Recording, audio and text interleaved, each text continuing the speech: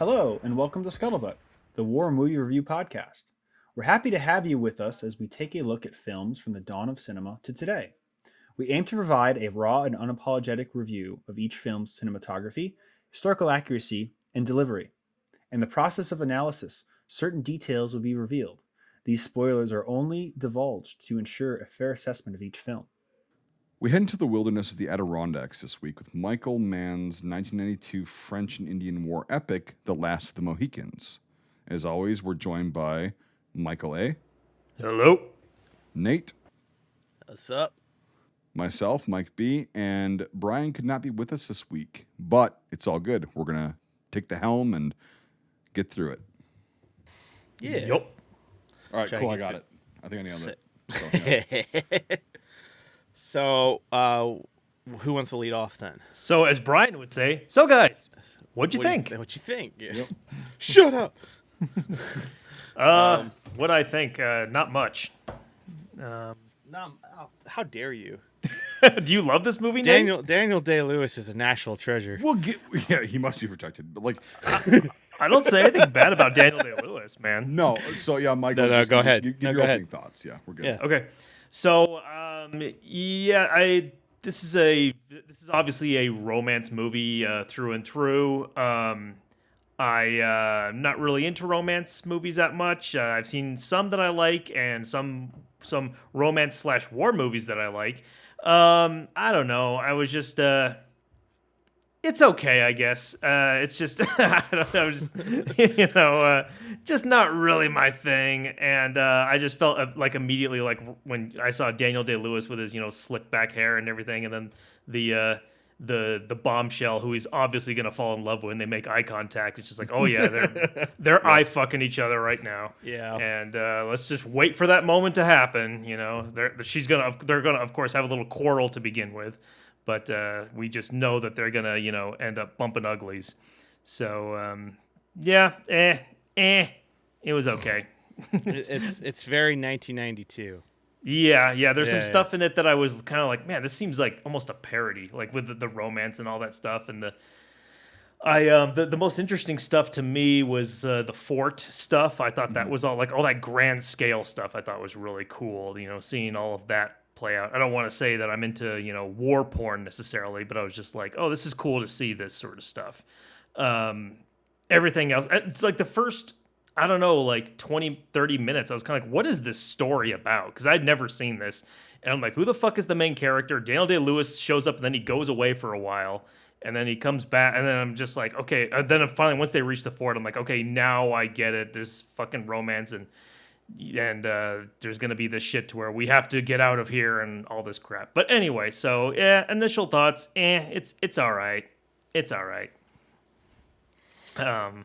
So after yeah. breaking your heart, Nate, what do you think of it? No. I mean, no, you're not breaking my heart. No. I mean, I used to watch this as a kid a lot on TV, and it has kind of like a near and dear place to my heart, but it does have its flaws in the terms of the story. I find the story almost insufferable at times. Yes. Yes. And it's just like and even as a kid, I was like, oh, here comes the gooey love triangle, skip.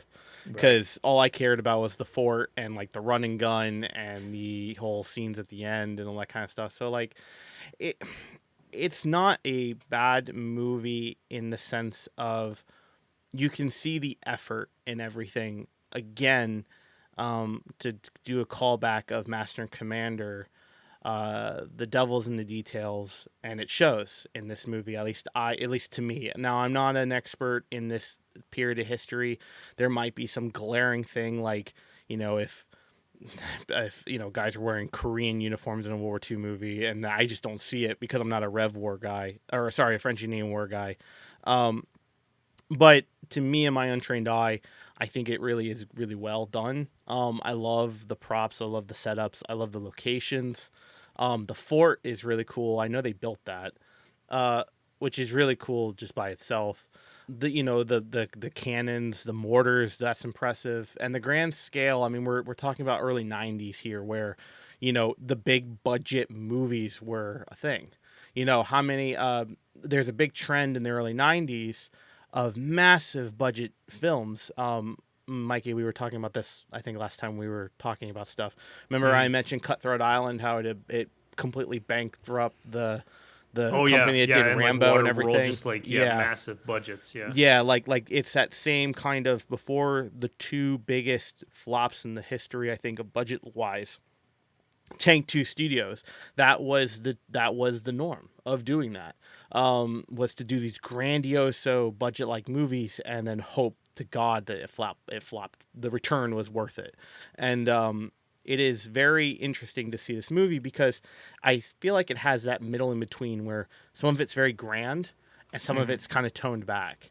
And I'll have to I'm going to look here real quick. I forgot to look up the budget. I asked Jamie last because I watched it with her, and I said, this movie does, like, it just feels like the budget must have been through the roof. And she said, she looked it up, it was $40 million. Yeah. Yeah, I just saw when you said that. Yeah, like that, and that blows me away because I think where they really do a really good job is extras. Oh yeah. That's like I say, the grand scale stuff, like the fort and all that, is fucking great. It was like, oh shit, it's a different movie, Yeah, the ambush scene's my favorite. I love that. That was the one shot of the movie where I was like, really like.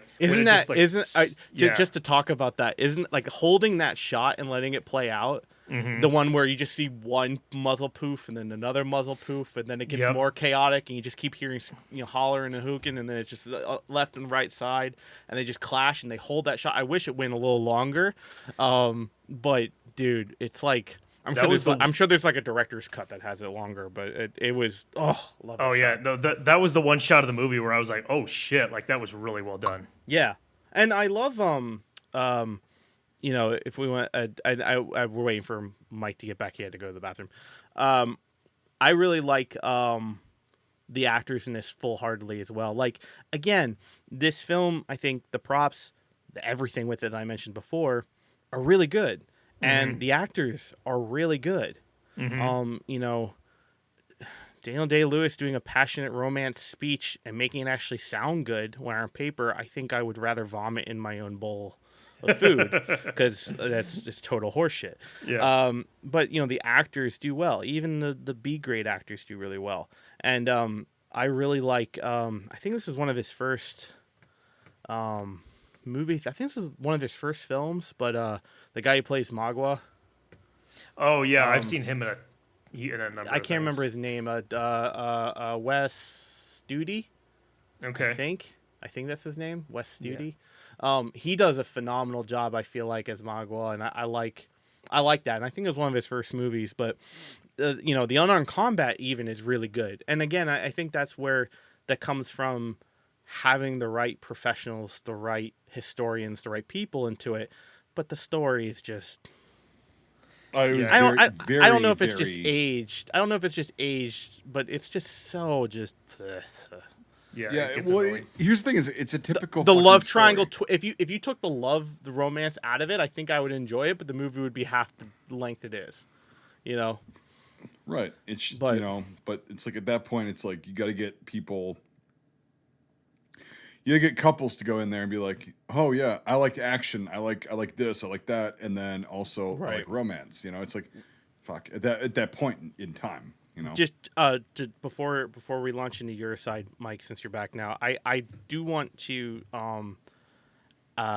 say, like, the director's whole, like, what he says in interviews and stuff like that is that he said he was trying to make a movie that made it so that people would care about these characters in the setting in a today world, meaning like he was trying to bring, I think, a story to the century that he was trying to pitch it in. Right. And you can tell, because I think it's 92, what's famous in 92 are these corny kind of romance-esque escapades. And I think that, to me, that's what it feels like. Maybe that wasn't his intent. I don't think that was his intention. No, I know exactly what you're saying. It's because, if you're trying to portray history, right, and what actually happened, without technology, like modern technology that we had in the 90s as well, it seems very boring and very kind of what the hell's the word I'm looking for? Like it's I don't know. I'll think of it, at 3 a.m. when I wake up, and I'm like, oh, that's the word I was looking for. But like, Right. it's very boring and it's very just not interesting, right? That's why history has for a long time just been like everybody goes, oh God, I got to go to history class or I have to learn about this, because it's boring, right? Because it's not relatable. Because it's a different time period, people talk differently, which we'll talk about in a second. But like, they tried to translate it, like you saying that, like, yes, they tried to translate it to the way that like people in 1992 would be able to relate to. Now, that is how I've learned that if you can teach history in a way, if you can get people to relate to people, because they think, oh, that was so long ago, they were so different, whatever. It's like, not really. But so that part, I respect it. I understand it. I get it. But again, I don't know how accurate it was because it's like, Anything you that I've ever seen of Indian boats, like Native American boats, in terms of that, it's like I don't remember them being painted like that. That felt very Western. Well, to me. those were, Like I guess, they were trying to do like war boats or some shit. Yeah, like, I don't. Again, I don't know the history enough to comment on it. Yeah, me either, but it's like- me being on the East Coast, it's dugout canoe boats for the most part for Native Americans within my Maryland area. Right, and like same here is like, so the voyageurs like came down and settled the area that I live in, right? And they were rolling in big canoes, big birch bark canoes, right? They were constructed from that, which I think they were in this film, right? Birch bark, it Yeah. looked like it, Yeah, because I that's how don't they know. would build these things, and they would build them. They were really tough. Those things were awesome, and they were also very buoyant, and they were just good. That's why they used birch bark to make these vessels. But like the spoken language. So from what I understand of like looking at just voyageur history, which is Midwest, but like it's the similar time period, right? The 17th century / 18th. It's like the natives. I call them natives. What I mean is Mesoamericans, because we're all Native Americans. We were born here, right? If you want to get technical. Right. But so when I say Native Americans, I mean like the people that were here before the Europeans came here and all that shit. I just want to be very clear on that, because it's like, yes, it's that phrase just got, it's fucky for me, because it's like, no, native means one thing. Meso means you got here before everything, or you were there before everything happened. So when I say Native Americans, that's what I mean. Anyway, I just want to point that out, because I'm going to say native because it's easier, because it's just the lingo we grew up on. So the natives, from what I understand, at that time, they would have thick accents when they were speaking French or English, right? In this film, I think it was completely like they had a slight accent, but it's like, no. They were trading. Like, that's the thing, is like these three guys, Daniel Day-Lewis and his dad, or his adoptive dad, and then his brother, were fur traders. They would go and trap, and they would get all that shit, and they would trade with the British and the French. Okay, very common at that time period, especially in that area. Now, would they be completely fluent and speaking a perfect accent in English? Probably not. Even Daniel Day-Lewis, because like it says, like I do like that character. That's really cool, because he was his family got killed when he was like 1 or 2 years old, and then he was adopted by this chief, and then raised in that. So that's all he knows, right? He'd be speaking that language fluently, right? Okay, he's white, he's a European, but like when they showed that like he just speaks fluent English, it's like, really? Do you? Yeah. I mean, he just has like an American accent, it seems. Well, yeah, with a slight, like the stereotypical twang of like a Yeah. native speaker, or a Native American speaker. Played by a British guy. Right. Well, there you go. Daniel Day-Lewis, I will say, I love I think him. he's British. I don't remember. Yeah, I think he is, and he is one of the most talented actors that's ever fucking existed. So it's not a dig against him. It's a dig against the advising and directing. Yeah. It's like Dude, he should have been talking just like the guys that were all natives, like, whatever, the Mohicans, the Hurons, like that's how he should have been speaking. At the time, though, there is a lot of pushback at that current era of cinema where white representation of Native Americans was starting to kind of hit. Like you had I think this was in '98, but you had like Pierce Brosnan as like a white Native American thing. It's almost the same thing like Daniel Day-Lewis in this, but I never watched that movie. It's like a Gray Owl or something, I don't know, something like that. Yeah. But I know there was a lot of pushback with that. But I do agree with you historically. I think that should have happened. However, I don't think it bothers me with this. No, it's fine. It's like, because, okay, I was going on a long tirade and a long rant. I guess to bring the point back across is like, I understand why it was done. Okay. I get it. And like, I've said this on a lot of films that like, I don't necessarily agree with the historical accuracy or inaccuracy. Right. But I understand why it's done to be more relative to modern audiences. And that's fine. Okay.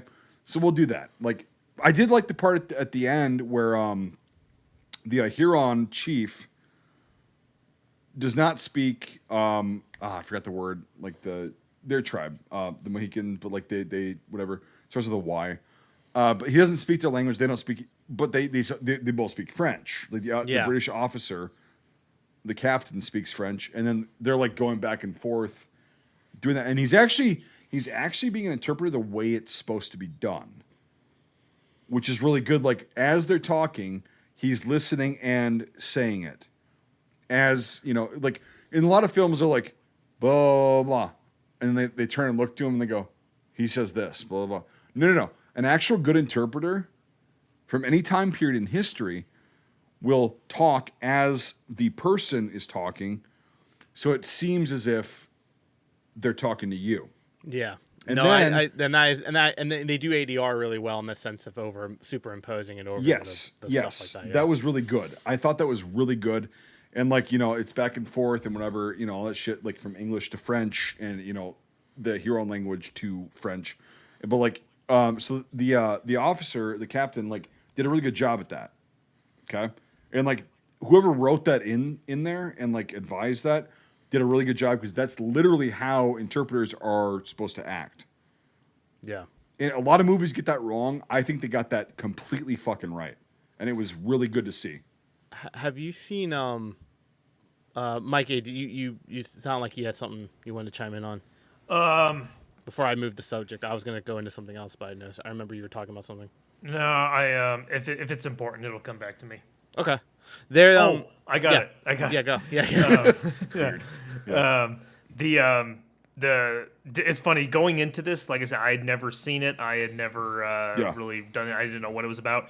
And to begin with, when it started, I'm like, is Daniel Day-Lewis supposed to be Native American? I wasn't sure if they were doing like the 1950s Western type thing where they have some white guy playing native.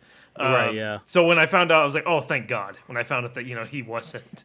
Right. Like, thank God. But to tell you the truth, at first, I mean, he has like dark hair and shit. I was like, are they trying to do that? I don't know. Right. But I'm glad that they didn't. No, but it's good that they explained it, and like it's very common. I know, because like that happened through the late 19th century. Yeah, I wonder. I actually, because and that's the other cool thing, is that for the most part, a lot of the extras are actually they for the most part look real Native American, like everything, which is really but cool. not overdone. That's a really good thing. It's like they not stereotyped. How about that? No, it's not stereotyped. It's like okay, so the Huron tribe, there's a fucking Great Lake named after them. They were a fucking force to be reckoned with, right?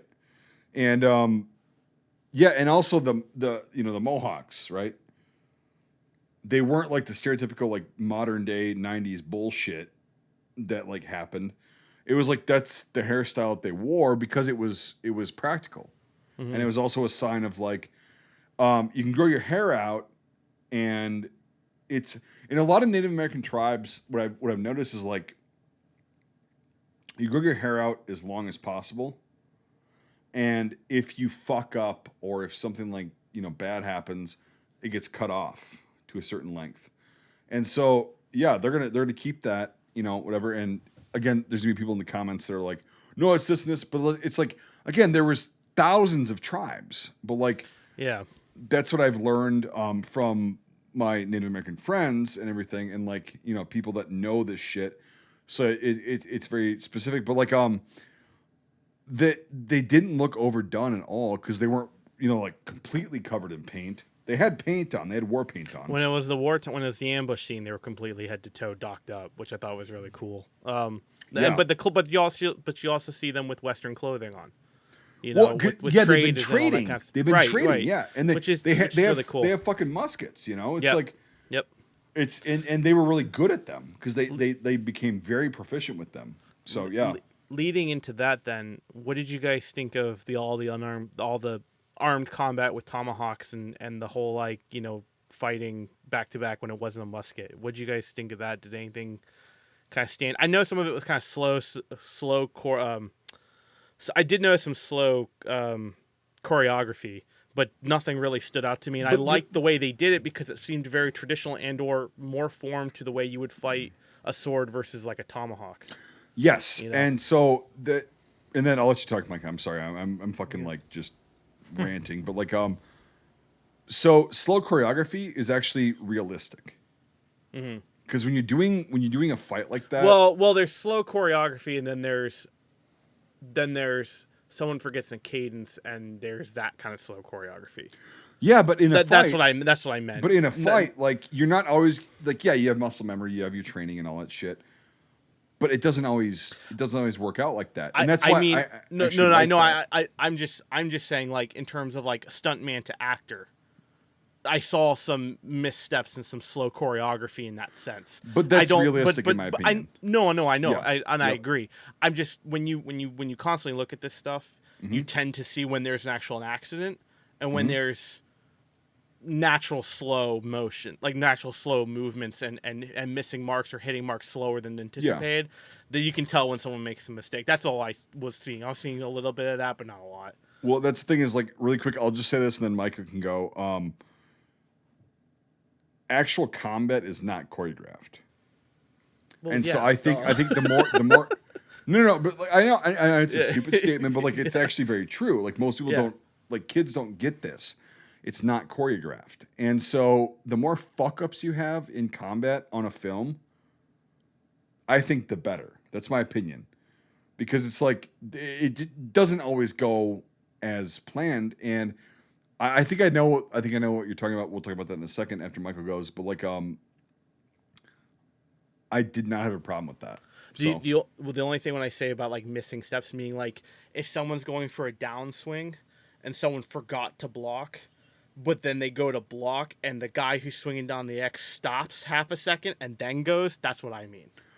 Well, yeah, but here's the thing. Like in real life, the guy would anticipate the guy to block and he goes, oh, because again, that's part of the actual combat is like, okay, well, I'm going to do this to get him to block and he's not. And so now I have to adjust, in a perfect world, like right, yeah. Which nothing is. I get your point. Yeah, you know what I mean. Like the more fucked up hand to hand shit is, especially this time period, the more I like it because it's like, yes, it's not all just fucking fluid, and everything works out all the time, and you guys are, great fucking combatants at different skills, and whatever. But like, it's like, yeah, I actually don't have a problem with that. I actually like that. So, okay.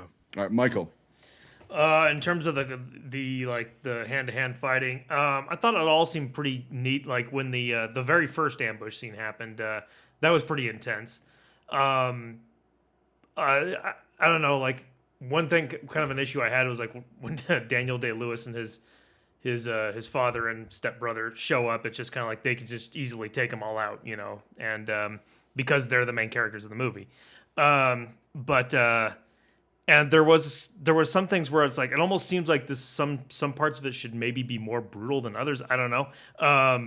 This might just be a personal thing, but like there's a part where his stepfather or the father who adopted him throws like this melee weapon. It's like a giant tomahawk, and it hits a guy in the back and he like face plants, and it's like, wouldn't he have to like? I mean, would that immediately kill that guy? I think it would. He'd be immobile. Okay. if you hit that, that's definitely possible. Like, because I've thrown tomahawks and knives, and I see that like when you're very trained on that, if you hit somebody in the spine and it cracks through their fucking vertebrae and hits the spinal cord, you're paralyzed. You're done. Right. And It's a matter of thing, like how much is paralyzed, but like it's Yeah. you're not fighting anymore. That thing also had like a wicked point to it, and if you've done it enough, you can do. I can't remember what that's called, but that is a completely real, 100% real melee weapon. Well, and he was doing time. double hand too. Yeah. You know, it was like so that thing's heavy as fuck. So when it hits your spine, he knows the distance. He's been training with it his whole life.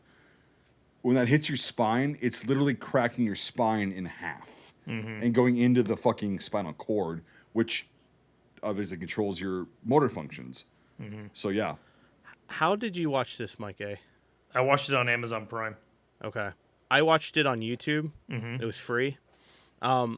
When I watched it, I didn't think anything was cut short, although I had forgotten why. I was like, why is this a little shorter or whatever, just in my head.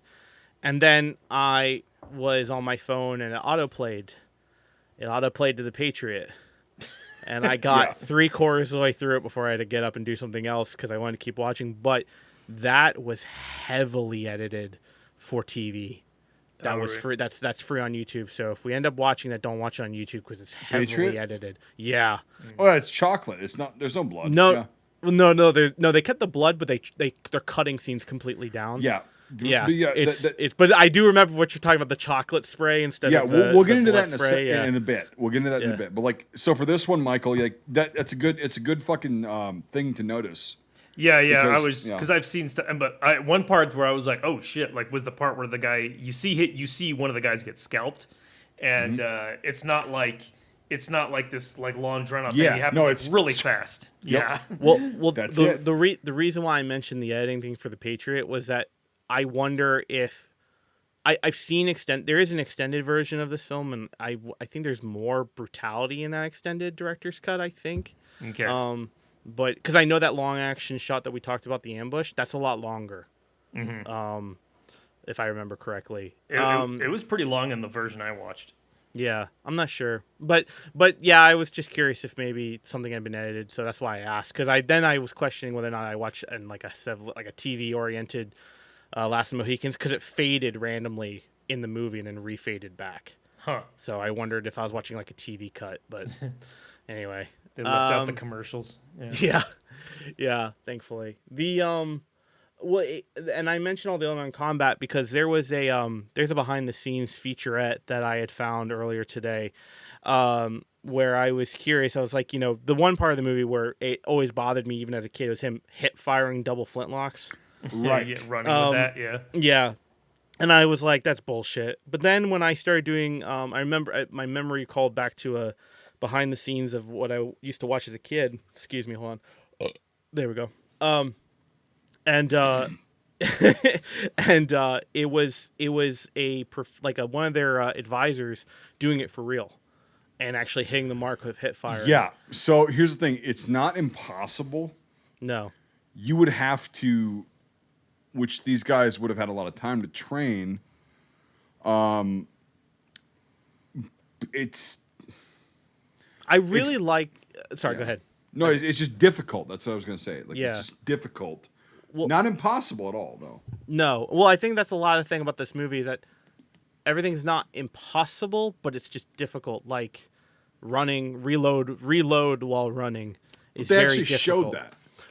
No, I know that. Which is insane. Like, because no other film that I've seen when they're using muzzleloader, they don't run and do that at the same time. And in this film they do, and it's like they do, and they had an advisor that did it on tape back in the 90s, and they took references from that, and then they had advisors there doing it to show them that they can actually do it. And then Daniel Day-Lewis was training with that. He did tons of training. Yep. And I guess he was growing his hair. Either he grew his hair or he permanently wore like extensions maybe, because there's footage of him looking like Liu Kang from fucking Mortal Kombat doing unarmed training. He's got like this fucking headband and it's like all pushed back. So he's got like the Liu Kang hairstyle with this like bandana No, on. it's like you get an actor of the caliber of Daniel Day-Lewis. Even back in the day, like that guy's, it's like Keanu Reeves, for John Wick, the series. Like Daniel Day-Lewis is a very committed actor. He's one of the best, I think. I drink your milkshake. I drink it up. I drink it up. That's just anytime I see him, I just picture him with a mustache. That dude, There Will Be Blood was so fucking boring, but so good. It was so boring when I watched it the first time, and now that I'm like in my 30s, it's so really good. and a film nut. It's like super good. He's so fucking good. And then when he's Gangs in New York. That's one he I've plays never the butcher. seen. I've never seen Oh, that one. you've never seen that? You've never No. seen Gangs in New York? Nope. You should watch the way I did the first time. I had to watch it on 4 VHS tapes. Oh, really? It's Typical a very long ass Scorsese movie. Yeah. Dude, Yeah. yeah, exactly. And it's like the first time I watched it was when we were going to Florida. We were driving on buses, like for the military to go do training in Florida from Wisconsin. Like, what the fuck? But I watched it, and but that's when I like discovered Daniel Day-Lewis, like as a young kid. And I'm like, that guy is really good at acting. And then, Yeah, even if the story is absolutely trash to you, Michael, you should at least watch it for Daniel Day-Lewis. Okay, no, I mean there's movies that you watch them for the performances. Like all of David Russell's films are like that. I think you would enjoy Gangs in New York. I really do. And then you'll Because- watch Cameron Diaz with an Irish accent and question all logic in life. Yes. Yes. Yeah. I can't. And then Leo, DiCaprio. Leo's good. Leo's Liquor good. on liquor. Put yourself out on the streets. But anyway, but Daniel Lewis did a really good job, and so he learned how to run and reload a musket. That's very difficult to do. It's not impossible. Again, it's not impossible. Very difficult. But here's the thing: is the natives would have had muskets from the mid 1600s. This is 100 years later, right? Mm-hmm. And so they would have been training on them as they were growing up. And here's how you reload. Even if you're going through the motions, not actually loading around, here's how you do it. And I think they have rifle. Is it flint? There's some rifles. There's a lot of them are muskets. Yeah. Okay. But so some of them are rifles. That's where he's accurate up to about 200 yards. But the whole thing of it doesn't matter if it's a rifle or a musket at that point. Running and reloading is a fucking bitch. But you can do it with enough training. And that's what it's basically like the John Wick of the 18th century. Right. Oh, I'm gonna put dubstep music over Daniel Day-Lewis now. Do not do that. And just be like, "Bwah, bwah, bwah, Nate, bwah." Nate, don't fucking do that. I will fucking end the friendship. Don't do that. Don't do that.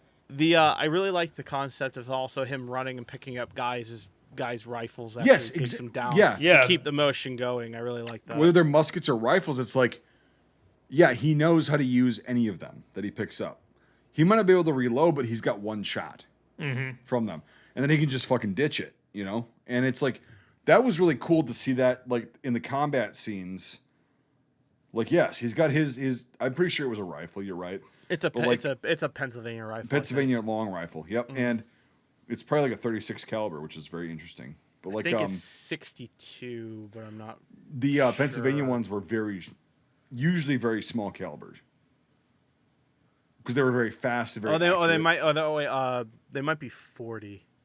Somewhere around there, but something it's, around it's there, not a musket ball. It's not a 69 caliber. It's not like a fucking thing. It's it's an actual rifle, and so it's really cool to watch him. He's got his rifle and he carries it with him, even in the river. He's like, "This is my rifle. This, this is my thing. I'm proficient as fuck with this thing. I'm not gonna let it go." And yeah, and then so in the combat scenes, we were just talking about the tomahawks and what the fuck? Do you know the name of that?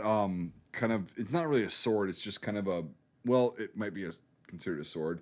The really heavy, sharp club they were using. I actually have no idea what that is. You mean what the father was holding?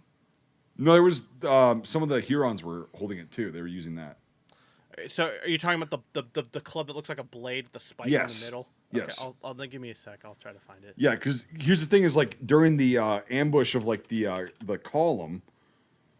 That's how it started. Is these guys came up running and they just bludgeoned these guys to death. And it seems like. Well, there was those clubs, and there's also the ball club.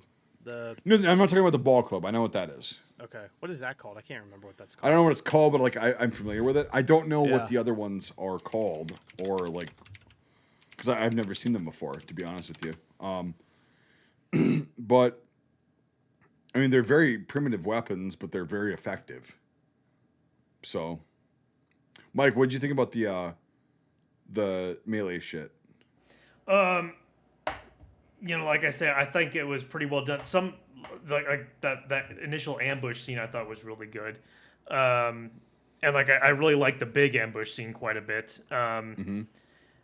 Yeah, I mean, again, I don't know much about these kind of melee weapons and shit like that, but it all seemed pretty good to me. That's, in my opinion, kind of when the movie shined. The opening hunt scene, I was kind of like on that, because like they're tracking an elk or something like that, and they're like running through running towards it. It's like, you can't track an animal that fast. Like, come on, You actually can. Oh, really? Yeah, you can. Okay, I don't know. It just seemed a little Absolutely. like unless you're in like fucking snow, I just don't see that being the case. You can. It's a lot more difficult, but like if like part of your life and your existence is tracking animals like in dirt and shit, and like just knowing signs, like I think one of the things is like, so okay, They also had an advisor for tracking and stuff to have good knowledge. Yeah, of that. because and they also took references from that. I remember listening to that in the behind the scenes. yeah, you actually literally can track animals when there's no snow, and it's I'm not talking difficult. Not talking about tracking, but like where they're like running, like just like through the wood, like running. Oh no, but here's the thing: is like, so what I was gonna say is like later on, you know how the chick, what the hell is her name, Cora, right? She intentionally breaks a couple leaves, Right. so that she'll know that they were there. That's how you can tell, because when animals run, they'll follow a trail. Yes, they will, which is also an easy way to track them. But they'll break branches and it'll be fresh, and it'll be like these little things that you see if you've been doing it your whole life. You'll see that and be like, okay, as we're running, yeah, okay, that branch is broken. We're on the fucking trail. So yeah, that definitely can be done. Okay. And it has been done many times. And there's a lot of people nowadays that are like professional hunters that they won't like sprint because they don't need the food like they do. But like they'll fucking, they'll be hustling and like reading the signs. So yeah, that is actually, in my opinion, very accurate. Okay. So I found the original auction site for one of the prop replicas on the set for his war club. But it is called a gunstock war club. Okay. Because if you look at the shape of it, and I'm Yeah. going to send it here, it looks like a gunstock just pointed down with a blade where the gun insert or the rifle insert would go. Yeah. Which I didn't know until. Well, they that's what told it me looked that. like to me. I Yeah. don't know what the fuck it is, but like, yeah, if you get hit by that thing, you're fucking done, dude. Yeah, they call it a gunstock club, but there's a really cool picture of like all the clubs together in the movie. There's some really interesting things. I'm a sucker for like one of the throwing tomahawks, but that's just me. Dude, throwing axes and tomahawks, one or two-handed, is very fun and satisfying once you get it down. Yeah, and very disheartening when you don't. Tell me how I know. No, dude, here's the thing: is you just have to keep doing it. Like, Right. you have to develop. Oh, I did it. I did it until my father caught me throwing the hatchet into a tree. So yeah. Well, yeah, but my neighbor, like, we've got a a little bit of a range set up for like rifles, pistols, and we have a separate range that's attached, like set up for throwing knives and tomahawks, and like machetes and shit like that. And once you actually get like the kind of feel of it down, the rhythm, it's actually quite easy to hit something very accurately, very hard. Like when you have to go up to the wood and like work it out. Right. Yeah. It's like, yeah, it's very easy. And so that's why, like, when he two-handed that tomahawk, that means like you're putting a shitload of fucking force behind that thing. You could also be very accurate with it, and it's like hits his spine. Right. That guy's done. I did like how he goes about methodically incapacitating Magua through his end combat. Hitting him. That was fucked up. Like he gets a compound fracture in the elbow. And then smashes his collarbone. See those little glimpses of violence are what I like, rather than like gratuitous ones. So that stuff, I liked in the movie. Yeah, because it wasn't overdone. No, yeah, he shattered his collarbone. You can see him as he's sitting there. Both the actor's them, putting his shoulder lower to show it's been like fucked, and then but like even Magua like gutting his son on that rock. You don't see anything, but you hear everything. Yeah, they were this close to having like a really stupid dummy shot, and that when he went off the cliff, like it was about to get really stupid, and then they cut it. He slid, and you can tell that's a dummy, and then they cut. Yeah, it's like, that probably looked so bad 1 second later. Well, they did show the dummy falling through the air. Mm-hmm. But it's like it wasn't retarded. Like that's the thing. No. It wasn't. It was like, so this guy, he's dead. He's incapacitated. He's fucking done, and he's just sliding off. Because like I've seen a lot of like old waterfalls like that. They are where they're very sloped and very smooth. Yeah, you start sliding on one of those fuckers. Good luck. Yeah. Mm-hmm. You're going like off ice. That thing. It's like ice, yeah. Yeah, exactly. And so yeah, I mean, the hand-to-hand shit, the combat in this film didn't actually bother me. Like it was actually because it wasn't overdone. You know what I'm saying? Yeah. No, it didn't bother me. It didn't bother me either. I also liked when they're doing when they show the cannons, like that shows them in between shots, like throwing like wet like fur over it to cool it down because it's really hot. It down so the fuse doesn't light off early. Right. Yeah. That was a good touch. Very good touch. And then they were like, they're gonna bring up 15-centimeter mortars and they're just gonna fucking rock the fort. Yeah. And they did. And it's like you see the mortars going on because you don't see mortars a lot. They existed for a long time, but like you don't see them a lot in like Rev War films, Civil War films. You don't really see mortars a lot. And these fucking things. And also what was really cool is like they light the fuse on the ignition. Mm-hmm. They'd also light the fuse on the round. Yeah. So it would go up and it would have like they timed it right, so it would have an arc and it would blow up, and then it showed that it would go behind the fucking the ramparts and it would blow up and just pepper. And I'm not a expert at all when it comes to like really old cannons and things like that, but me either. Yeah. Sometimes like I don't know how exactly a lot of those old school exploding iron balls worked exactly. I know there were ones that would explode, and then there were ones that would just smash into shit. So at this time it was just not just coming out, but like it was getting popular for like European militaries. Is like, this is what I know. Again, I'm not an expert at all, but like that had been around since like the 13th century. Is you would have a ball that had like explosives in it, and you would have to, but it was tricky because you had to, like they showed in the film, like you'd have to light the ignition fuse to like send it off, and also at the same time light the fuse of the actual like projectile. And it would fly in, it would be like, and they'd be like, oh, okay, it's a dud, and then it would explode. Right. Now it would provide like fragments and shit, like it would incapacitate people that were very nearby, and it'd be very loud. But like it wasn't like the modern day artillery shells. But in this film, the mortars, like the 15-centimeter fucking mortar shells, like it's basically like a big ass like softball, right? Mm-hmm. And so if you light that fuse and you throw that thing into a fucking fort and it explodes, it's going to rain terror on everybody around it. Now, if it explodes above everybody, it's going to rain more terror because shit's like they showed in the film. Yeah, airburst. Which is really cool. Airburst, yeah. And it's like, that's when because Shrapnel was a British officer. I forgot his first name, but he was the term shrapnel comes from. Well, he goes, okay, well, we've got this tactic that we use. Why don't we put like ball bearings in the shell itself, in the casing, so when it explodes, you get more fragments and more shit to like fly out. Mm-hmm.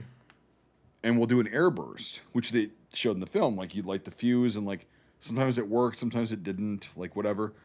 Sometimes they would have the fuse like competently be lit from the ignition, but a lot of times that would burn the fuse completely, and then you would get a premature ignition like 5-10 feet out of the fucking muzzle. And so that's why they started lighting them like separately. You know, because it would yeah. Anyway, They would light, and I know you guys said it, but they would light the inside, the mortar shell first, because if Second. First.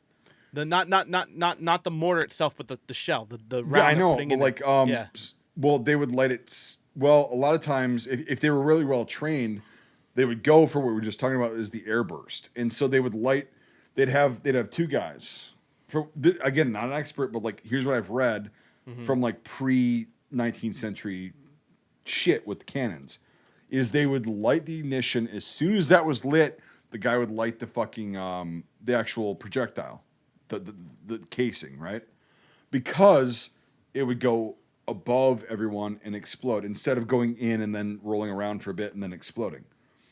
And that's where like the airburst technique came from, as far as I've read. Right. From the Navy doctrine of the same kind of weapons. From my readings and my stuff, again, I'm gonna say this in front. Like you said, I'm not an expert in this. I could be completely wrong, but from my knowledge of everything like that sense is that my thing was that they would know how long they needed to have the fuse to time when they wanted to go, but they would fire the first mortar. They would fire the shell round first, and then fire the mortar, because if they just wanted to get it out. And if they were to get it out, because if you tried to light the round that shoots it and put the stick in front, you could So you light the round first, and then you light the cannon to get the fuck out of there. So if it's a dud or a short fuse or a long fuse or whatever, it's just out. It's gone. But here's the thing: is like that's the same doctrine they did with the Navy with grenade launchers and and like you just said though, like if you light the round first and then the primary ignition doesn't go off, you're done. Right. But it was a risk they were willing to take for.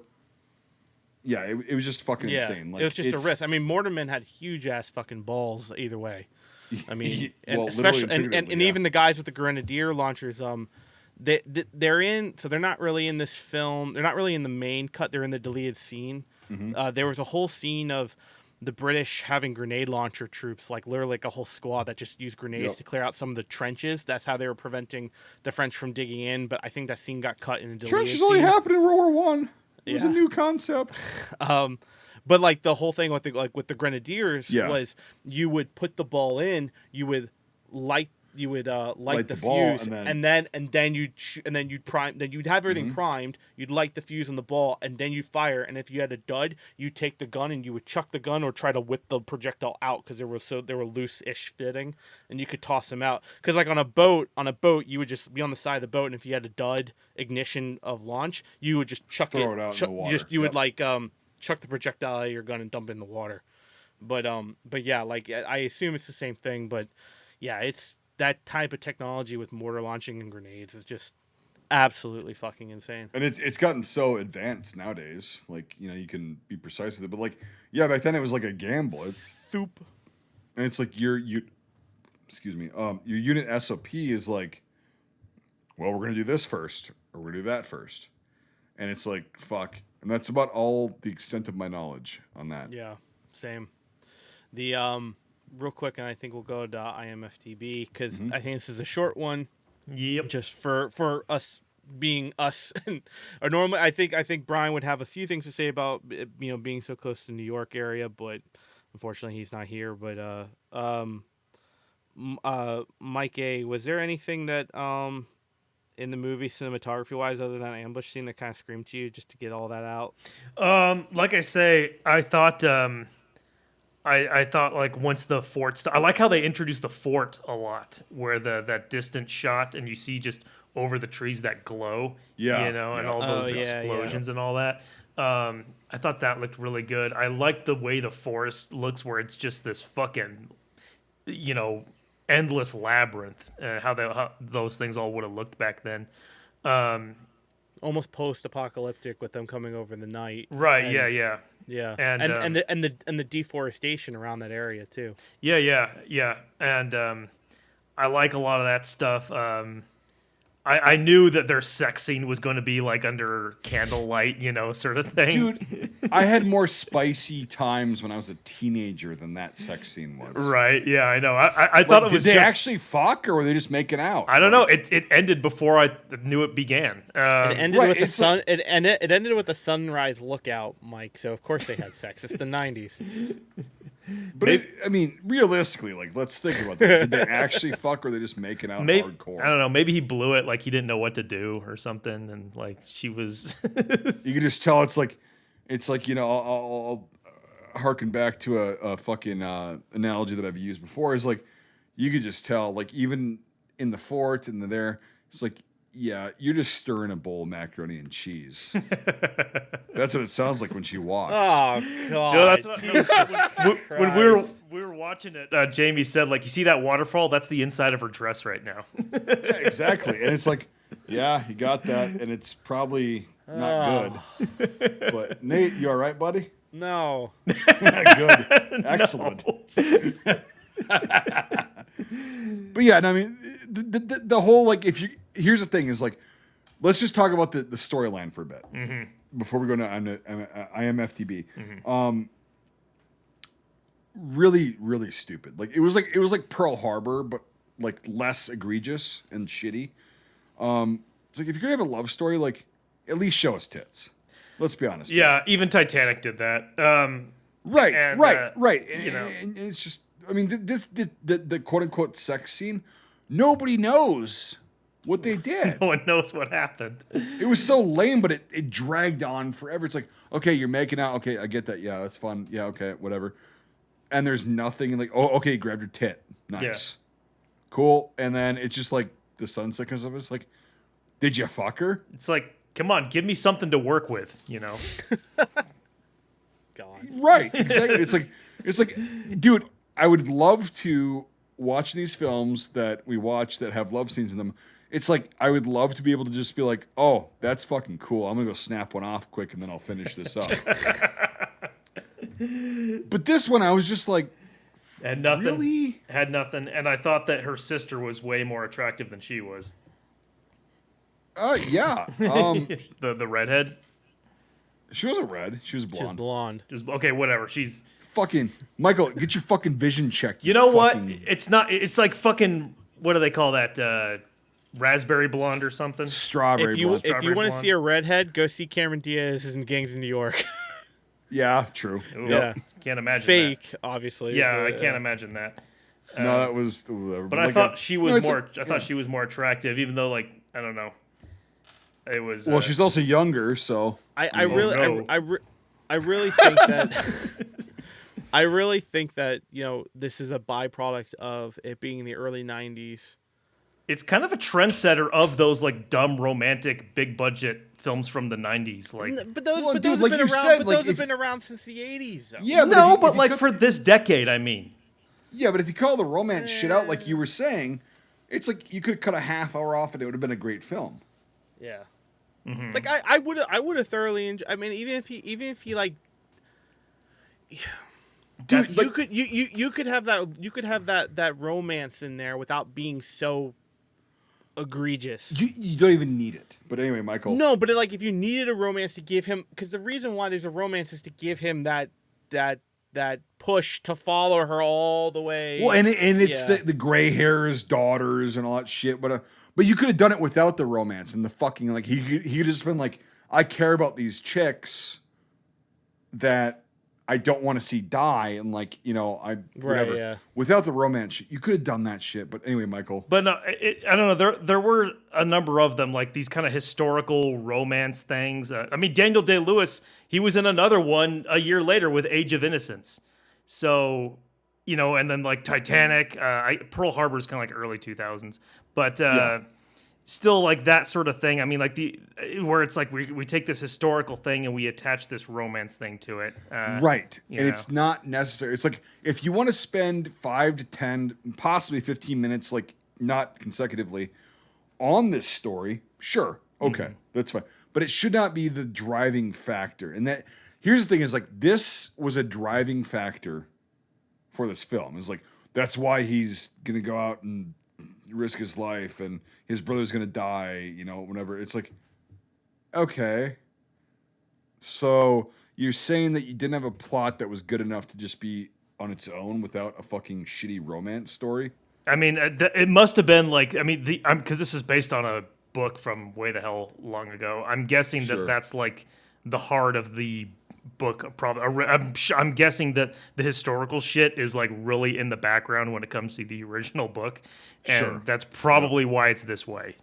I can't. Yeah, right. I forgot to say that I don't think we said that this is like an original, like a 1930 something film, right? It was. Did we say that? It's based on a book from here. Let me look it up. A book from 1826, and the movie is from 1936. We should watch that. Oh my god, I'm sure that's hilarious. Davy Crockett. I bet it's gonna be like that. But so yeah, I'm sure that's like a big part of the book. I'm sure the book is probably like 7 million pages long. So yeah. No, it's probably a stack for sure. But like, yeah, it's just the whole storyline was like, dude, you had an opportunity to like teach people the basic bitch level of the French and Indian War, right? Which was, I said we were going to talk about it earlier. We're going to talk about it now. Was a huge reason why the American Revolution happened. Oh, 100%, yeah. Because they saw, okay, the Brits don't actually give a shit about us. Which they hint at that like a poor fucking they do. Prequel, sequel. Yes, but it's like the Patriot, it's, God. But like, that's what made me laugh is that it autoplayed to the Patriot. But no, here's the thing is like, so 1757, right, is like not that long before 1776, right? It's like 15, 16, 17, 18 years. I'm not good at math. But it's not that long. So guys that were like in their early 20s or their late teens that were fighting in the French and Indian Wars for the British realized, okay, they actually don't give a fuck about us. And I learned how to fight working with the Indian tribes or the native tribes. Okay, I'm just going to go and farm. And like, so I do like that part about the Patriot of like, he has a background in that because a lot of guys did. A lot of generals. George Washington, not a good general or not a good officer. He wasn't a general at the point. Not a good officer, but he still fought in that war. Mm-hmm. Okay, a lot of these guys either fought or like were directly involved in that war. Now, a decade and a half later, we're questioning if the Brits actually give a shit about the colonists. So it's like I did like that they actually alluded to that, and like they show that the Brits they're just brainwashed. They took over most of the known world at that time. They took over like 3/4 of the fucking world, but they're still fucking idiots at the same time, which is cool to like see. But yeah, they could have done.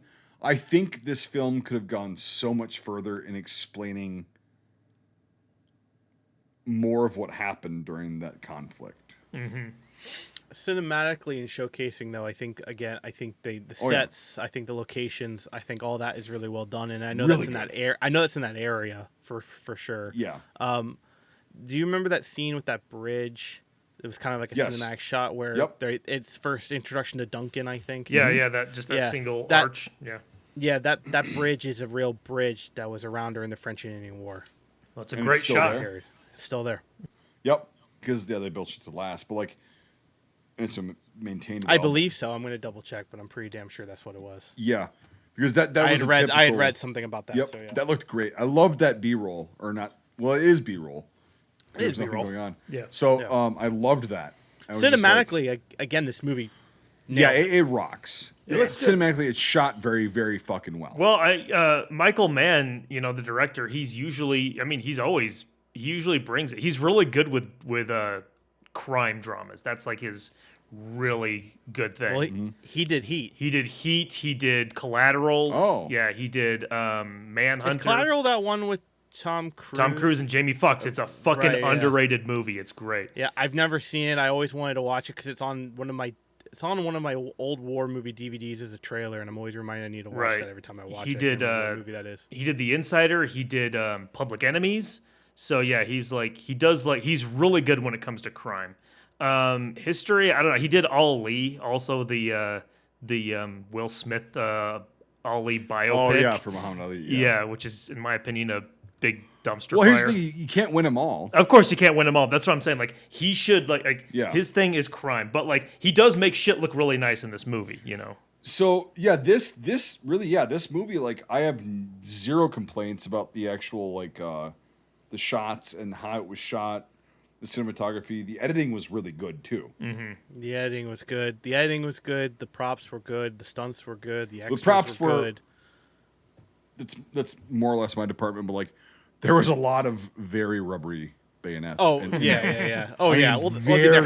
mean, There has to when you have that. I mean, that's an. But I mean, insurance we're reason. talking like literal flop, like a hot dog flop. And I'm like, like what are we- like an end of a porno. we finished. We're floppy here. The dick pills are not working anymore. Like, yeah, it's like, but it was like there were a couple scenes where I'm like, okay, fuck this, like, not good. But I mean, that again, we've said this, like, films can be forgiven for minute details like that, and it's because if everything else outweighs like the minor fuck ups, we're good to go. There are some things that movies you cannot replicate with rubber, and one is bayonets, the other is icicles. Bayonets, dude. Yeah, it's like But we have to. right. We You have to, unfortunately, but Yeah. people can see it. All right, so we're on IMFDB right now, Last of and them. we're all gonna learn a lot. We're Yeah, gonna learn yeah. together because we have no fucking idea. Last of the Mohicans. Hurry up!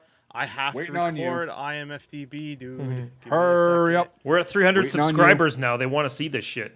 I know. Waiting on you. No fucking big deal. Not a big deal at all. We're just fucking all waiting on you to fucking get your shit together. Not a big deal at all, Nate. I'm ready. I'm ready. All right, Stop. let's roll. Stop. Let's roll. Pennsylvania. Yeah, so the Pennsylvania flintlock rifle. Yes. That's That's a long big fucker. distinction to make. Like, this time is like rifles were very expensive because, and yeah, you're right, 40 caliber. 36 to 40 was like the pretty standard thing because like they had to actually rifle the barrel at that point was very expensive, very tedious to do. They could do it, and it's extremely accurate. Oh, I was right. Okay. Yeah. I was confusing is that the Jaeger? The Jaeger rifle. Yeah. This is the Jaeger rifle. That's 62 caliber. I was misremembering. That's the Yes. predecessor to that. Yes, So. and so different rifle, but like most of the American rifles were in like smaller calibers because they would go really fast. They had velocity and they had accuracy, and yeah, that's really cool. The brown bass, of course, that's always going to show up. Like I really want to start. I really wish I could like go down that road of black powder firearms, but I'm so terrified of the rabbit hole I'll go down, and plus the fact Well, me that, too. Yeah, the fact that I'm left-handed also doesn't help because I'll burn off all my eyebrows. So, Well, then shoot right-handed. well, then I'm gonna hit the side of the barn that I'm not aiming at. So, Figure it out, bud. If you do it enough times, you can do it. yeah. But no, you can shoot a flintlock left-handed. You just gotta know how to do it. Yeah. Burn yourself a few times, and then you'll figure it out. And actually, if you do it right, you're not going to burn your face at all. Mm-hmm. Just don't charge it. Don't overcharge the flash pan, Yeah. and you'll be fine. It's like Yeah. and if you charge a flintlock musket or rifle correctly, Mm-hmm. there's literally like a split second delay. It's not like the. It's Right. I know there's left-handed vintage made left-handed firearms mainly for Yeah, custom trappers and ones. hunters. Yep, Yeah. yep. I'm thinking about doing that route, but a lot No, of those are like build me kits. dude. You so can it's you like, shoot a fucking. You can do these right-handed, or I'm sorry, Yeah. left-handed. You can do them. they're not cheap though. Like it's a It's $800 misconception. yeah. Yeah, it's a misconception that you think like they're cheap because they're black powder. Fucking no, they are not. No, and that's the thing is like I'm actually gonna get. I want to get a Charleville, which is what we're on right now, and then I also want to get a Enfield P53. Oh, Three from band. Civil War stuff. Yep, Okay. and also the British colonies. Talk to Les if you ever want to do that because he No, knows no, everything yeah, about that's what I'm gonna do. But like that's eventually my goals.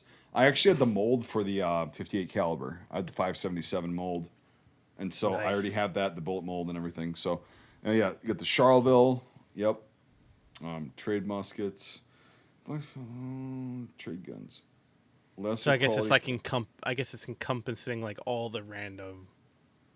So muskets I'm that just you trying to see. read right now because Yeah. again we're learning. I said we were going to learn. Make sure the colonists volunteers represent private purchase weapons of the civilians.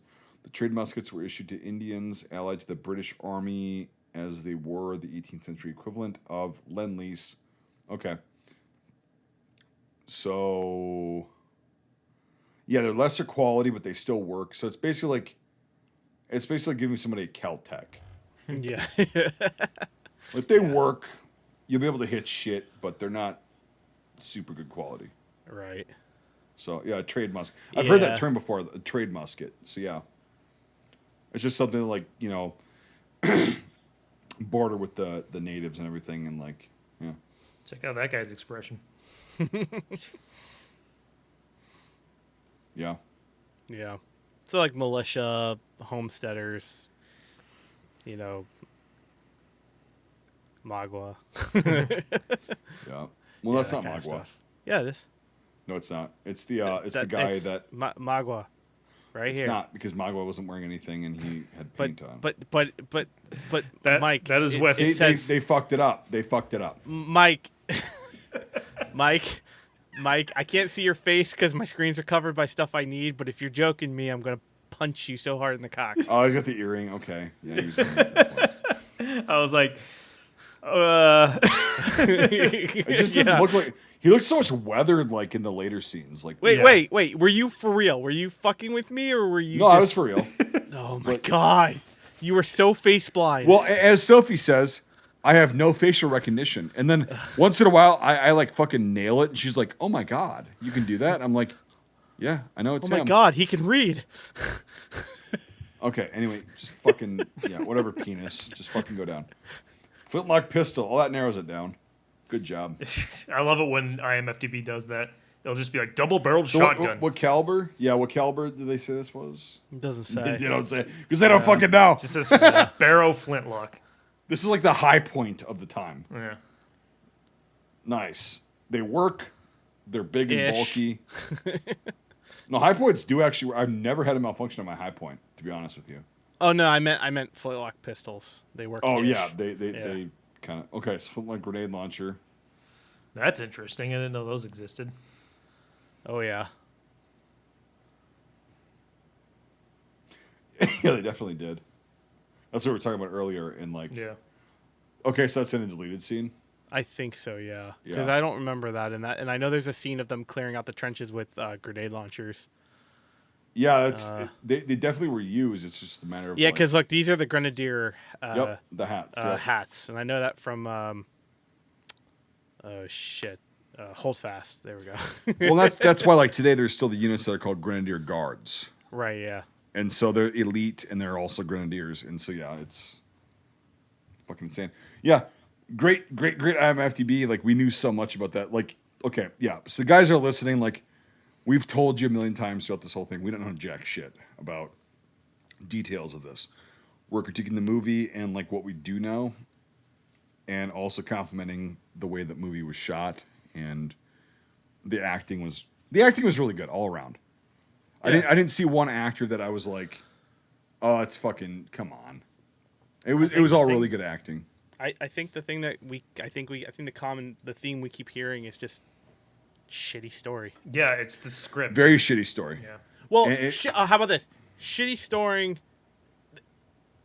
with too much romance. If it wasn't for that, I think it'd be an actually interesting story dynamic of everything Wasted going on. Wasted time. But it's all driven around the fact that a fur trader has a hots for a daughter of a general who's in a blood vendetta with Huron Mohawk Magua, bad guy. Yep. Yeah. Yep. So, yeah. I mean, like that again. And I like this movie. Yeah, it's not bad at all. It's just like that kind of reminds that syndrome right there. Kind of reminds me of The Revenant. Like, there's a lot of things in The Revenant that I like, but also I'm just like, this story is stupid. Like this revenge plot and all this crap. Like it's kind of the same thing. It went way on too long, just like this one did. Mm-hmm. The Revenant is a cinematographic porno. Yes, that is amazing and awesome, and I love that movie. Mm-hmm. But yeah, the story's like. It's like really like, a B, yeah. You know? Which I said when I saw it in theater, I'm like, this movie would have been so much better if it was just about survival, if it cut out everything else. And it's always like the most simplest thing is the answer, but Hollywood usually doesn't see that. Most simplest. Did I say that, Mike? You know English better. I said simplest. I didn't say most simplest. You said you literally just fucking said most simplest. Okay, well. Fuck me. Thank you for correcting me. You're better than this, Michael. You're better than I this. know I am. I don't know why that slipped out. Simplest. I thought I was the loud ass with the lisp. Jesus. I have. God damn, come on. What a fucking clown. But like, no, it's. I'm glad that once in a while I get to gig you on English. Once in a while. Once in a while. You can do it to me. Yeah, once. No, it doesn't happen often, but like when it does happen, I have to fucking. I know you do. Yeah, I appreciate that. And you do the same to me. So yeah. It's reciprocal. We're all good. No, dude. Yeah, it's all good. It's appreciated. But most simplest. That was good. I was like, can't believe I said that shit. He's like thinking about three things at once right now, and like not thinking about what he's saying. Yeah. Awesome. Gotcha. Good fucking night. You'll get me probably next week or the week after. So I'm just gonna relish in this until you fucking nail me to the cross. So sounds good. Anyway, yeah. No, overall it was like it's. Again, I just wish they would have cut that romance shit out of there. Mm-hmm. Like, so even Pearl Harbor, like hypothetically, right? Pearl Harbor without that shitty romance shit, it would have been bad, but it wouldn't have been like egregiously shitty. Mm-hmm. Right? Without that shit. I don't think. It would have been shitty, again. Take away the Colt 45s that sound like M1 Garands, and yeah, we're good. Oh, I gotta watch this movie again. I don't remember that. Yeah. Oh fuck! Are we lining something up? Oh yeah. I only saw the movie once, and it was years and years ago. We should do that one. We should do a fucking a rift, like we did with I think Pearl Harbor should be a fucking live commentary because it's not worth a fucking review. It's so long though, man. Jesus. That's what she said. Then she died. Yes, she did. Yeah, but anyway, it's really bad. But like again, but here's the thing: it's so long. Just like this movie, I thought was way too long. Like you could have told the fucking story without. I mean, okay, he's into the fucking British officer's daughter. Okay, big fucking deal. Don't act on it. Don't fucking make it like 30 minutes of this goddamn film. Okay, you would have cut it down. It would have been like okay. A little bit more easy to tolerate. What are you making that face for, Nate? What do you do?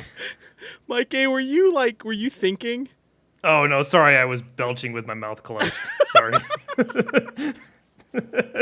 that reverberating noise. Oh my god. Dude, you're a fucking amateur. You were talking. I'm not going to interrupt you. No, that distracted me more because I thought you were just going like Mike's talking. I thought you were going. Yeah. Yeah, that's what I thought too, and I was like, no. I was like, are you like? I was just Mike, dude, you're fucking this up. Losing it. You're losing, dude. If you got to burp with your fucking like whatever, I burp like. Well, I just usually do it in the microphone, but like, let's be honest. And then I cut it. Yeah, but like, dude, if you're gonna burp, put your fucking. I'll just give you a little quick lesson. Okay, here, all right. Turn your face away and just go. That's it. I was- Don't just be like right you in were front of le- the fucking you were mic, leaning like forward. You were leaning forward, going. Sorry. Oh my god, dude, I'm so embarrassed. Pearl Harbor. I swear to God, it was not titillation. It was indigestion. No. fucking Christ. I had a nickel for every time I heard that. Okay, yeah, we're going out the fucking rails, but no, like Hey, we look. We've gone an hour and 15 minutes without like Really? being distracted. Yeah, holy shit, yeah. we're on a fucking we've- roll tonight. We've done well tonight. I wasn't no nonsense kind of guy. That's what I am. Yeah, I think we should No, get into our. no random outbursts of non intellectual things to add on. Just a loud guy with a lisp here. Fuckstick. The lisp, The lisp. the massive lisp. Sorry guys. I thought I was too late. I think I was going to doing stuff. Sound like Pusha. I'm the pusher. And the Pusha. They put the phone behind me to give me balance. All right, so overall, again, I think we've said everything we can say, because we're just not knowledgeable. Very entertaining, but also it fell short in a lot of things. Blah blah. So let's do our final scores, and Nate, why don't you go first? Okay. Yeah, no, it's again, I mean, I think it's this comes down to where I think they as someone who isn't very knowledgeable in this theater or this avenue of history, I think it's very entertaining. I think it's like The Patriot in that sense where, I don't know enough, so I enjoy the fuck out of it.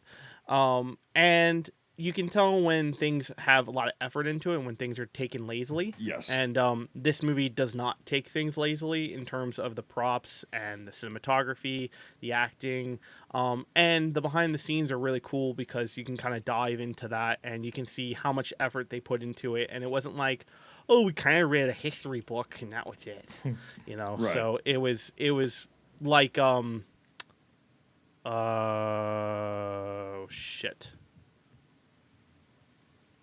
Man, fuck it. Like one of the other movies that we've talked about where they've warped history to fiction instead of But fiction that narrows to it history. down. I know. Well, yeah, I know. I don't know. It wasn't Midway. It was one of the other fucking awful ones that we saw that warped it around. Anyway, but no, I mean, again, I really like this film, but it suffers from its time. I think that it was written to be a movie, and I don't know if the book is the same way. Could be, most likely is, but to me, it's just way too much. I don't mind romance in movies, but I can't take this much. And when it revolves around the romance, it makes me wonder what else could you have revolved it around and still have the Yes. same impact. And I feel like that would be better if it was just less cheesy. I think the waterfall scene really does it in for me in terms of the story because it's this huge love, passionate speech of macaroni and cheese and jumping out waterfalls. So for me, I think I'm going to give this a 7 out of 10 because I really like a lot of the shots. I really like a lot of the uniforms and the costume department and the sets and everything. It just suffers from, I think, something made in the early 90s. Pertaining to certain audiences of the time, and I think that's where it suffers for me. But I really truly like it.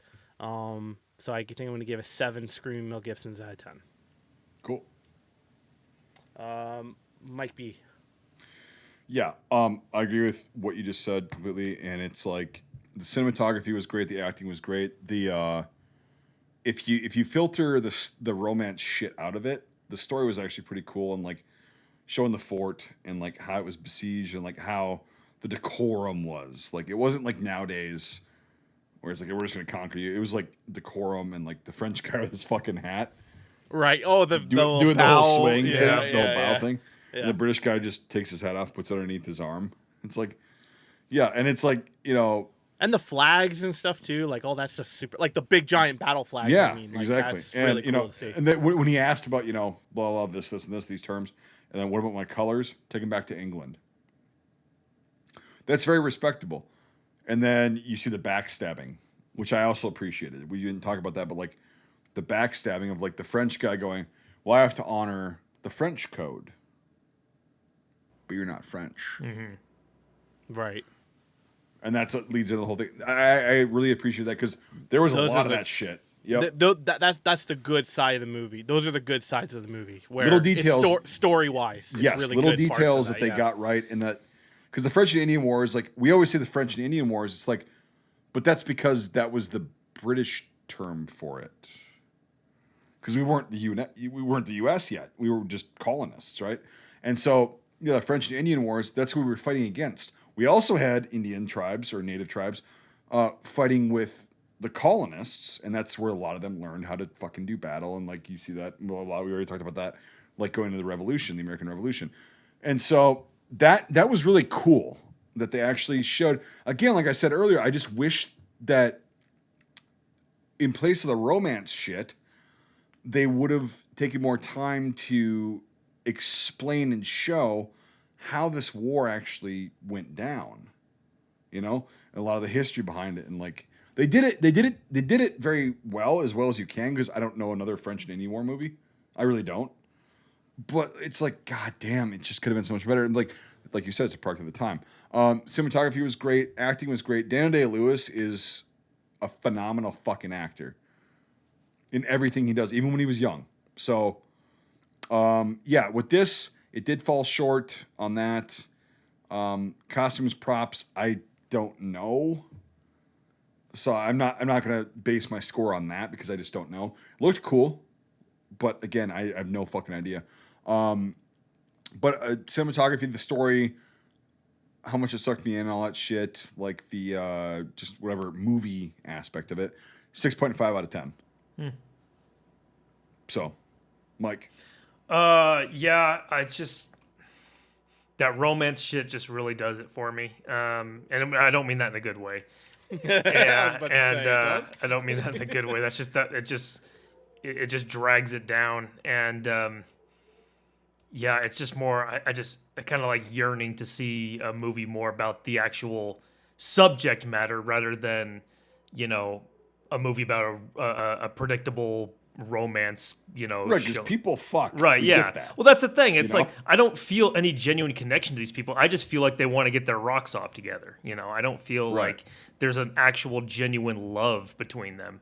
I mean, they know each other for like what 4-5 days or something. There's a connection there, whatever, but it's like, again, people fuck. Yeah. People get married. Exactly. And it's like that relationship especially after the end.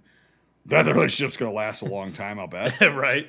But yeah. And I've seen it done better. And I've seen it done better in historical like war films. Like HBO's The Pacific has a whole episode about a guy who falls in love with an Australian girl, and at the very end of it, and it's not like they're necessarily in love. It's just that they like fucking each other. They, and at the end of it, they comfort. Yeah, they break up because of course they do. But anyway. That sort of thing. It just seemed very by the book, and I knew it immediately when I saw those two actors in the same shot together. And there's a lot of stuff that looks pretty in it. There's some of the battle stuff is very well done. Tons of muskets. This is a real musket porn movie. You're a flintlock or whatever you want to say. Yeah, and. A flint fucker. Flint fucker, yeah. This is Flint fucker the movie. And like there are no bad performances in it. It was interesting seeing a real young Jared Harris towards the beginning. That was interesting. I don't know if any of you guys spotted him. Yeah, no, it's really cool to see Jared Harris because I didn't realize Jared Harris was Richard Harris's son until about 5 years ago. Oh, really? Yeah. And I was like, why does he act so much like Richard Harris? And I remember seeing him in like Sherlock Holmes. I'm like, why is he? And then I like did it, and then I looked into it. I'm like, oh fuck, it's the same dude. It's like literally the same guy. But yeah, no, Jared Harris is awesome, and he does a really good job with that. Yeah, too. That's a very young Jared Harris. Yeah, he must have been like not even 30 at that point. Yeah. But and he's barely in the movie. He's that lieutenant who is like in the beginning recruiting the militia. Yeah. Okay. Yeah, and he went on to be in a bunch of things. Chernobyl is the biggest recent thing he was in. But yeah, I guess I at the end of the day, I'm gonna give it a 4 out of 10. Just kind of meh. I'm not gonna see it again, but it looked nice. All right. Yeah. Putting the score into seeing when the Vietnam War will end, because that's the old trope for Brian. We got a 5.83 out of 10. Okay. It's. So I would say to people if they've got like 2 hours to spare. also I forgot to add what it went into my score. The music. I love the music in this. Yeah, not I really bad. do. Not bad. Yeah. Yep. It's a really cool soundtrack. Yep. Sorry, it's Mike, like- I didn't mean to interrupt you. No, it's fine. Don't worry about it. It's. Would I recommend it? No. But would I also like talk shit about it if somebody's like, yeah, I was thinking about watching this film? I'd be like, yeah, go for it. If you got 2 hours to spare. And it's not terrible. It's just not. It could be a lot better, in my opinion. Yeah. So. I would still recommend it. I would just, and like most of the time when there's heavy romance in the film, I should say it's a good film. Just a lot of love stuff, a lot of love romance stuff in it, and that's how I would phrase it. I think everyone should watch it. I think it's very good. In its details and its battles and its cinematics, and what brings it down is, to me, it's just that brutal forced love romance that we're forced to endure. And I wonder if that's probably a byproduct of the last 20 years of us having to do Well, again, war like I was saying movies at the beginning, it's like it's probably like you want to go see this as a guy, and somehow you're going to drag your wife to it, and then Right. or your girlfriend or your significant other or whatever, and it's like she's got to get some enjoyment out of it. It's like that's what I think was happening. especially in movie theater only in the 90s. Correct. Yeah. Yeah. Because I mean, this is a very popular movie. Like, Yeah. let's not kid ourselves or anybody else. But like, it's a very popular movie, and it was always like, I remember going to the video rental store, right? When those existed. And it was always on the fucking front like shelf, like for almost a decade. Yeah, I've seen that image of Daniel Day-Lewis running at the camera a With the lot. tomahawk. Yeah, with the exactly. I've seen that Yep. a fucking lot. Yeah, and it's like, so obviously it resonated with a lot of people. And again, our opinions are just our opinions. It's not like whatever, like we're just doing this and we're very honest with all you guys, and it is what it is. Like, you might like it, you might think it's the fucking one of the best films ever made. It just fell short for us. So Yeah, and I don't know, and this is probably the only mainstream, high budget French and Indian War film, because I've never heard of any I've other one. never seen or heard of anything else, No, even low I budget. haven't either. Yeah, And so that could be half of it, Well, and that's the thing is, like, I again, we always say this, but like, Nice. See, I There. did what, yeah. Leaving that Easy. in. Yeah. Yeah. no, hey Mike, next time lean into that fucker. Because here's the thing is, there's a 50-50 chance that Nate will leave it in. Oh, that's true. Okay. Blow my ears out. But no, so like French and Indian War is like, it's like the Mexican American War, right? Yeah. Or the Crimean War. Okay, nobody makes films about this shit, and it's like we're also being difficult on it because we want to see more I'm and gonna better. see if there's any. Here, hold on. I don't think there is, to be honest. Dude. Any like It's mainstream mentioned. ones? No. No, it's mentioned in Rev War films, but like, it's not really a thing that's portrayed on camera, as far as I know. If it is, Not- it's like it's a handful. It's not. Not really. There's a lot of like. There's a lot of like 1976 era stuff with that, pertaining to that, probably like the Patriot, but there's nothing based in that really, other Right. than the original Last of the Mohicans. Well, guess what we'll be movie, doing which next was- week? Oh God, is that 1977? What, the one that think it the was. original one? Well, there's a Last of the Mohicans in 1977. Oh, I didn't know about that. I knew about the 30s which, one. my God, that is a white man, for sure. That's racist, yo. Yeah, and then there's a 1977 version, and I guess a 19 1931 that's black and white as well. But yeah, there's apparently a 70s one, which with Steve Forrest I wonder if it's like made for TV. as Natty Bumpoo, Yeah, hell yeah. which is probably not at all how you pronounce that, but yeah, Natty Bamboo. Yeah. Natty Anyone Ice, named baby. Natty, I'm just like Natty Bo. Natty Ice, baby. Yeah. But yeah, I think we have reached the end. We have. Yes, sir. So, yeah, I have no idea what the fuck Brian has us for next week, so we'll probably be horrendously tortured, whatever it's going to be next week. Does anyone have any idea? Nope. Nope. Okay, so We'll it's cross gonna that be bridge when we get there. So it's going to be the fall of Berlin again, and we're all going to die. If it's that, I'm just gonna get sick. You're gonna make yourself sick. Not Yeah. even say you're I'll just sick. be like, yeah, I Yeah. can't do it, bud. I'm gonna go drink the bleach underneath my drain. Yeah. No, don't put that in there. Actually, Please, I won't, please, I we won't, don't yeah. really want to watch it again. all right, go ahead. All right, so I guess we'll see you guys next week. Fuck you, Brian. Yep. Yes. Thanks for joining us. If you enjoyed this episode, make sure to leave a rating. Otherwise, Mel Gibson won't stop screaming. If you like this content, make sure to check out our Facebook, YouTube, and Instagram pages. If you want to directly support our work, make sure to check out our Patreon. All these links are in the description below. Until the next time, Scuttlebutt out.